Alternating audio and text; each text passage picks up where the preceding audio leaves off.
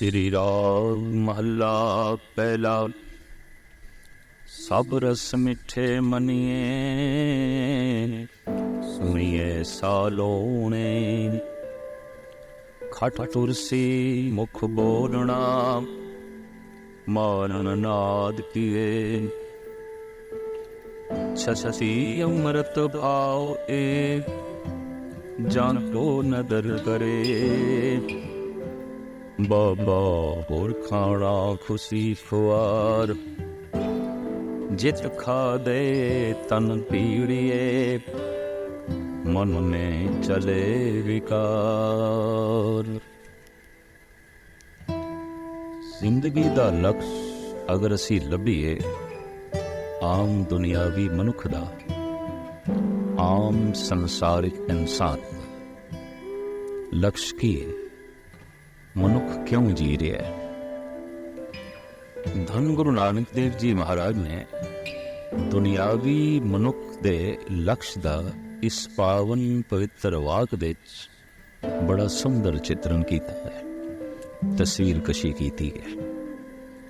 आप फरमान करते ने दुनियावी मनुख, संसारिक मनुख, आम इंसान आद आदमी खाण ले जी रहे है, पीण ले जी रहे है, पहनण ले जी रहे है, मनोरंजन ले जी रहे है, परिवार ले जी रहे है, परिवारिक खुशियां ले जी रहे है और फिर जी रहे है सौण ले। नींद जीवन दा आखिर लक्ष्य की है? इस तो बिना होर कुछ लभना भी नहीं। खाना पीना पहनण जिंदगी दे चों कढ दईए। मनोरंजन दा सारा समान एक पासे कर दईए।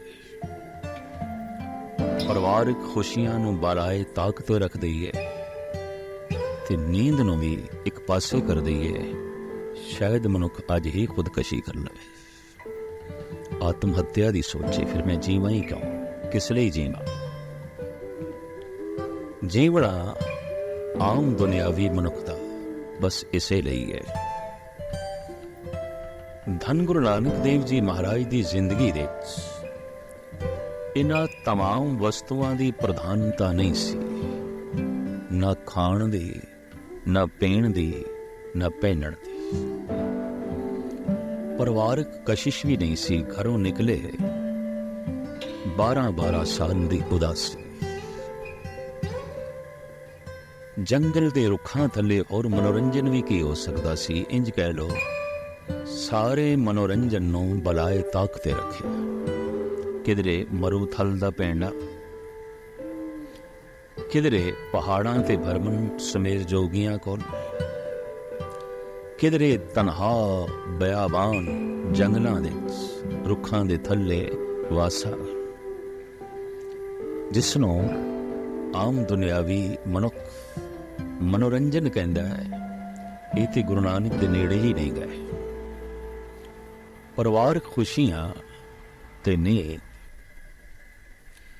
इस सब कुछ नों धन गुरु नानक देव जी महाराज ने बलाए ताकते रख के दस दिता है।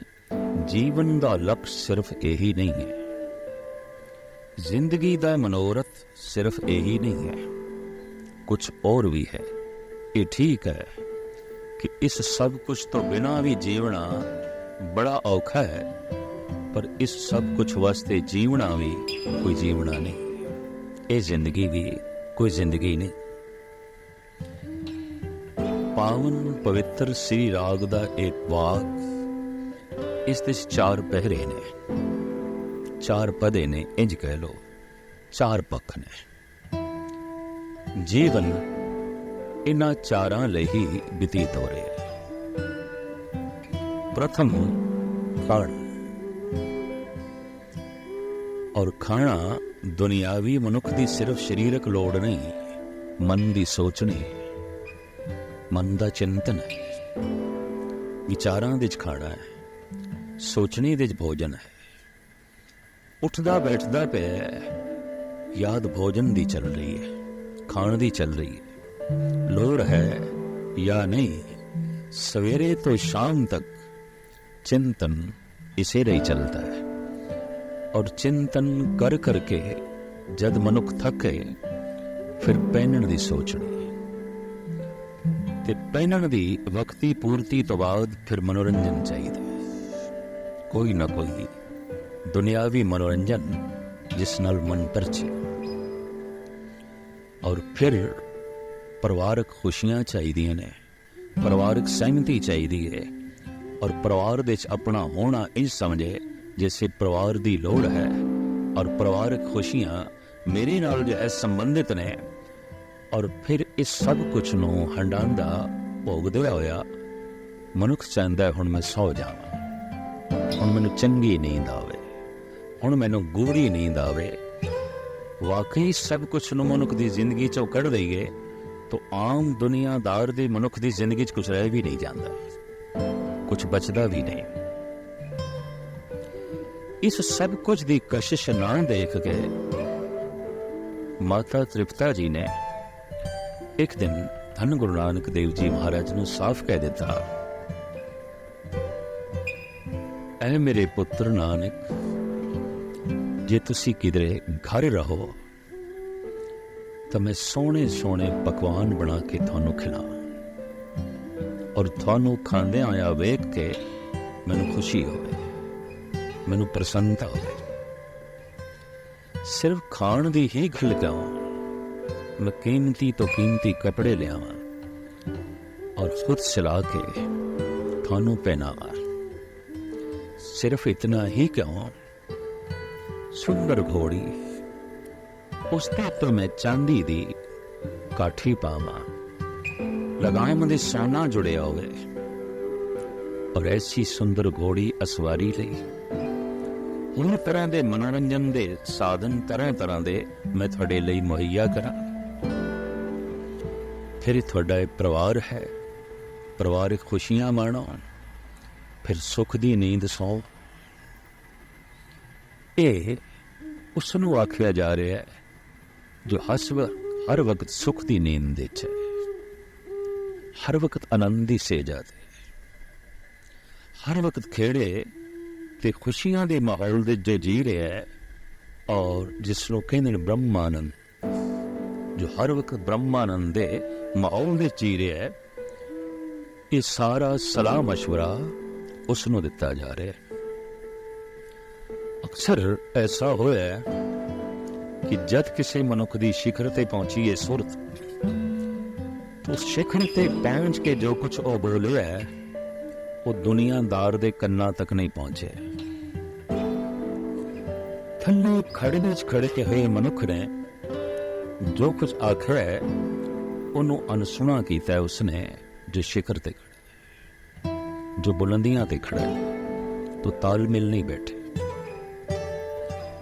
बहुत सारे अवतारी पुरुषों का संसार दे आगमन अजाई चला गया, अकारत चला गया। वो इतनी शिखर ते बोले, इतनी बुलंदी ते बोले, जो थल्ले खड़ विच खड़ा सी उसने सुनिया ही नहीं, उहदे सिर दे उपरों लंघिया, उसका तालमेल ही ना बैठे। उन्हें शायद एवं ही कोई गूंजती हुई आवाज महसूस कर ली, खास नहीं है। और जो खड़ दे बैठ के खड़ भरे बोल बोल रहे, उहदे बैलों दे भी खड़ सी, जिथे उसका तन खड़ दे कला सी, उसकी बोलनी भी खड़ नवासी, बोल भी बड़े नहीं, बोल भी बिल्कुल ही खड़। और उन्होंने बोलों को कोई मन लवे तो इंज है जिवें जिंदगी नूं किसी खड़ दे गिराना हो, किसी गड्ढे दे सुटना हो। तो इस तरह के बोलों नूं परम पुरखा ने अणसुना कर दिता। वांझी रह गई ये दुनिया उस महान बोला था, और इस तरह जगत का पूर्ण तौर ते कल्याण अज तक नहीं हो सकिया। नहीं तो कितने महापुरुष आए, कितने अवतार आए, लक्ष्य ते उन्होंने यही सी कल्याण करना है, कल्याण करना है। खड़ दे जिंदगी व्यतीत करने वाला मनुख खड़ नाल ही मोह पा बैठा सी, गहरे गड्ढियां दे ही जीवन का आदी हो गया सी। उन्हें शिखरां नूं छूना ही और शिखरां तक पहुंचना ही ये सुपना ही मान लिया, ये हकीकत नहीं हो सकता, ये वास्तविक नहीं हो सकता, इस वास्ते सोचना ही बंद कर दिता। माता तृप्ता जी ने जद आख्या है, लाल जी कितने तरह तरह के पदार्थ ने, मैं बनावा तुसी खाओ, मैनू खुशी होवे तुसी आनंद माणो। तो सतगुरु कहते हैं, मां जी फिर थानू आनंद ही मारना चाहिए, ऐसा कीड़ा पदार्थ है कि मैं नहीं छकता। तृप्ता जी कहने लगियां, मैं ते मर्दाने तो सुने कई कई दिन तक बाहर भोजन नसीब नहीं होता, कई कई दिन बिना खाणियां दे ही लंघ जाते हैं। और खाना पहल है, खाना अवल है। इतनी गल स्पष्ट है कि 4 दिन का जो भुखा मनुख है उसका मनोरंजन नाल संबंध टुट जाएगा, परिवारक खुशियां नाल संबंध टुट जाएगा। की पहनना है और किस ढंग नाल पहनना है, इसकी चाहत भी मिट जाएगी। हर तरह की चाहत नूं भुख खत्म कर देंदी है। भुख इको ही चाहत रखती है कि सिर्फ भुख मिटे, मेरी पूर्ति होवे। तो ये सब तो प्रथम है, भुखे मनुख लई मनोरंजन बेमैनी है, परिवारक खुशियां बेमैनी ने, तरह तरह के वस्त्रां दा पहनना बिल्कुल बेमैनी है। तो खाना पहले है, और ये गल स्पष्ट है कि बहुत सारी दुनिया खाण लई जी रही है। सारे दा सारा पशु उन्हां दी जिंदगी दे ते पहनना है ही नहीं, उन्हां दी जिंदगी दे ते परिवारक खुशियां है ही नहीं। सारे पशु खाण लई जी रहे हैं। और की पशु जगत सिर्फ खाण लई जी रहे, पंछियां दा जगत सिर्फ खाण लई जी रहे है, चौपायो जानवरां दा जगत सिर्फ खाण लई जी रहे है। अगर उन्हां दी कोई सोचनी है ते कम करदी है तो सिर्फ खाण लई कम करदी है। और सारी भज दौड़ खाने दी तलाश है, रिज़्क दी तलाश है, खुराक दी तलाश है, और कुछ नहीं। और गज़ब दी गल है कि पशु खांदियां खांदियां रजदा भी नहीं, खाई जांदा है, क्योंकि होर कोई लक्ष्य ही नहीं कि थोड़ा जिहा लक्ष्य नूं बदले। मनुख दे खाण दे नाल नाल कुछ पहनना भी है, पहनण दे नाल नाल कुछ मनोरंजन भी है, मनोरंजन दे नाल नाल कुछ परिवारक खुशियां भी ने। तो इस तरीके नाल मनुख की जिंदगी थोड़ी वंडी जाती है, बिखर जाती है। पशु कोल सिवाए खाने तो और कुछ नहीं, तो चूंकि खाना ही लक्ष्य है, तो खाण तो इलावा और कुछ है नहीं, इस वास्ते पशु अक्सर अधिक खा जाते, ज्यादा खा जाते, बहुत खा जाते। धन गुरु नानक देव जी महाराज माता तृप्ता जी नूं समझाते ने, मां जी मैं तरह तरह के पकवान रोज खाना, केड़े? तो आप कहते ने, सब रस मिठे मनिए, सुनिए सालोणे। मां जो मैं परमात्मा का नाम मन लिया और मेरा भरोसा जो उस ईश्वर दे नाम दे जम गया, बैठ गया, ये मानो मैं सारी मिठास का आनंद मान लिया। ऐसा केड़ा मिठा पदार्थ है जिसका रस मैं नहीं माना। हकीकत है, एक सच्चाई है, जदों भी कोई मनुख इस मिठास का आनंद जिंदगी च पहली दफा माणदा है, सब कुछ फिक्का हो जाता है। दिखे मन फीका त्यागरी सखिए, नाम महान रस पी। इस वास्ते परमात्मा दे नाम नू रस नहीं आख्या, महारस, सारी मिठास जिस दे विच। और ऐसी मिठास जिसनू किसी भी बैरूनी मिठास नाल तस्वीर दे के समझाया भी नहीं जा सकता, प्रगट भी नहीं किया जा सकता। महाराज कहते जो मैं मन लिया है, मन दियां ही सारी मिठास अंदर प्रवेश कर गई है। कभी बगौर मुताला करिए, कथा दा सुनना, कीर्तन दा सुनना, धर्म मंदिरां दे जाना, ध्यान साधना करनी, सारा धर्म कर्म कांड अपनाना महज इस वास्ते ही है कि किसी तरीके नाल मन परमात्मा नूं परमात्मा करके मन लवे, और तो कोई मतलब ही नहीं है। और जिसका मन जितना मनदा जाएगा अध्यात्मक तल ते उतना ही उन्नत होंदा जाएगा, उतना ही महान होंदा जाएगा, उतना ही अग्रसर होंदा जाएगा। तो साहब कहने ने सब रस मिठे मनिए सुनिए सालोड़े, सलूणा नमकीन ये भी रसां दे चों एक महान रस है। गुरु घर दे नियम संग इसनूं सर्व रस कहंदे ने। दाल दे च पाइए और रस, सब्जियां दे च पाइए और रस। वख वख सब्जियां दे जिस ढंग नाल पांदे जा रहे हैं लूण अपना रस बनाई जाता है, और इसे लूण नूं एक पासे कर दो, हर सब्जी बेस्वाद, हर दाल बेस्वाद, हर पकवान बेस्वाद। ठीक ही नाम देता है सर्व रस। बहुत सारे रसां दी खाण है ये नमक।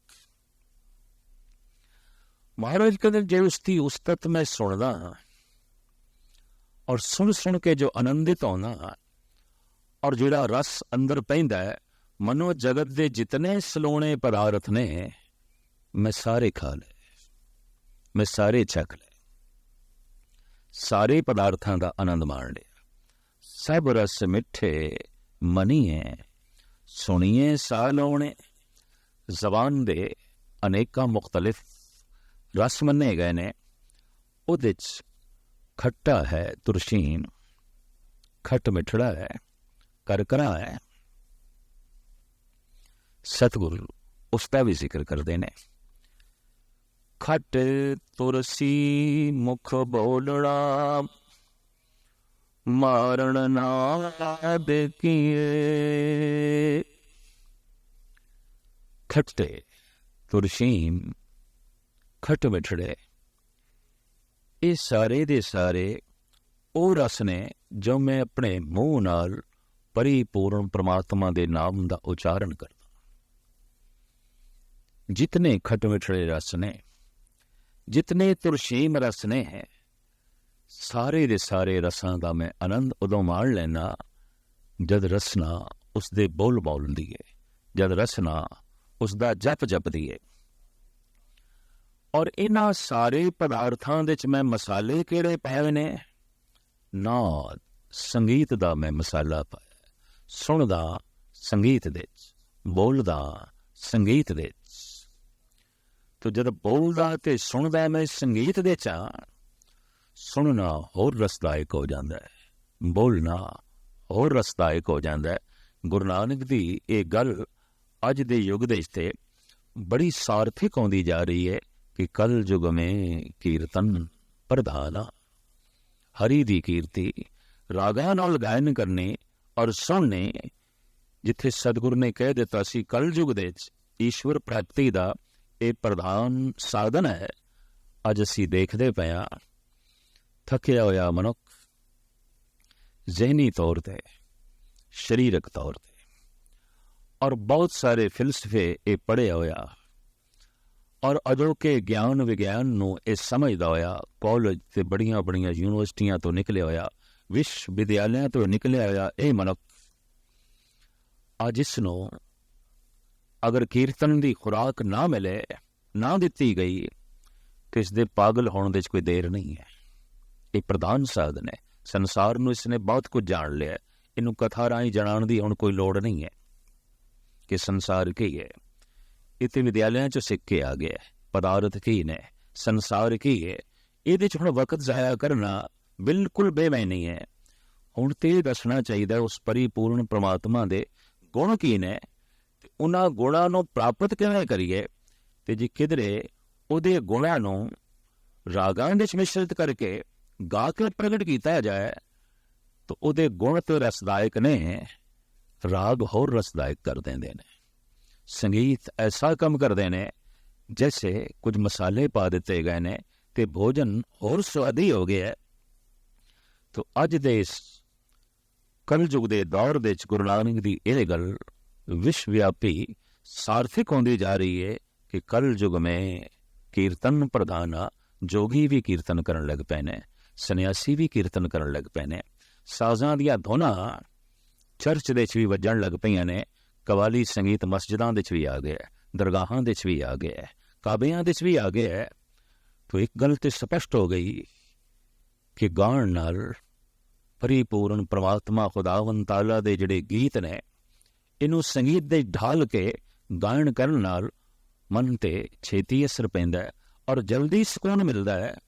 तो जिथे गुरु नानक दे कोलों ये रबाब दी धुन छिड़ी सी, गुरुद्वारियां तो उठ के अज मंदिर मस्जिद ते चर्चा तक भी पहुंची है और संगीत दे आसरे ते परिपूर्ण परमात्मा दे गीत गुण गायन करके परमात्मा नाल जुड़न दे वसीले लभ रहे ने। धन गुरु नानक देव जी महाराज कहंदे ने ये ते मसाला है, संगीत भोजन नूं होर स्वादी बना देंदा है, होर रसदायक जो है बना देंदा है। मारण नाद की है,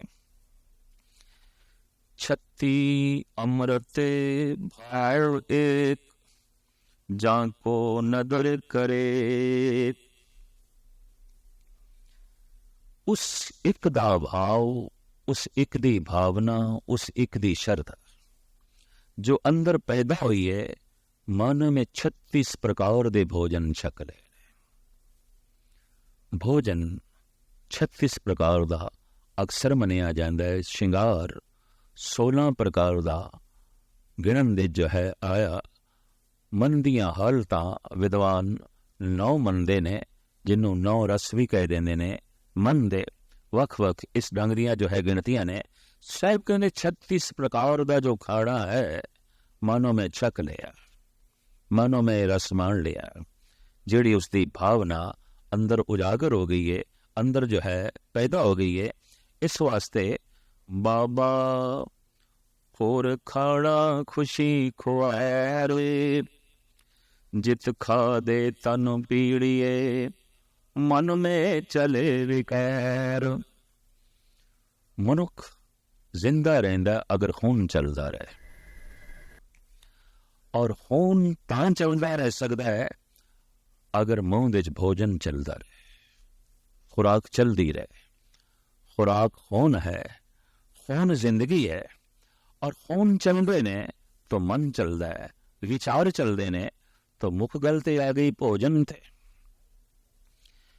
तो साहब इसमें इंज तस्लीम कर देने कि है कुछ ऐसा भोजन जो खून दे च विकार पैदा करता है ऐसा कुछ भोजन जो शरीर दे च रोग पैदा करता है। बाबा होर खाना खुशी खुआर, जित खा दे तन पीड़िए, मन में चले विकार। वैसे तो एक दिन का खाना भी दस सकता है कि जो कुछ मैं खाता है शरीर दे अनुकूल है कि नहीं, मन दे अनुकूल है कि नहीं।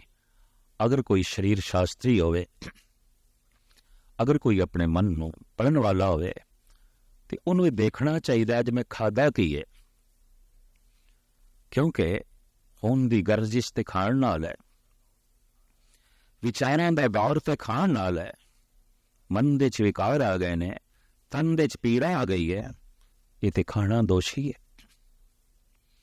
और जे खाना दोषी है तो मनुख दोषी हो जाता है, विचार दोषी हो जाते हैं, शरीर रोगी हो जाता है।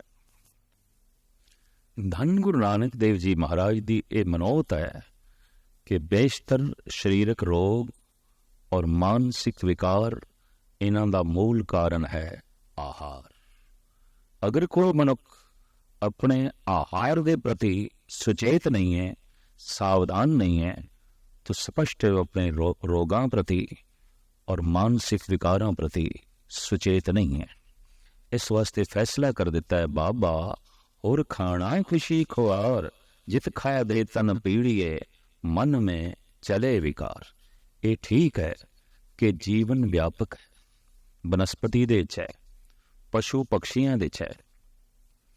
आदि मनुख प्रकृति दे हवाले सी, पहाड़ां दियां कंदरां च रहिंदा सी, रुखां तले रहिंदा सी, और प्रकृति ही जो उसनूं खाण नूं देवे वही खांदा सी।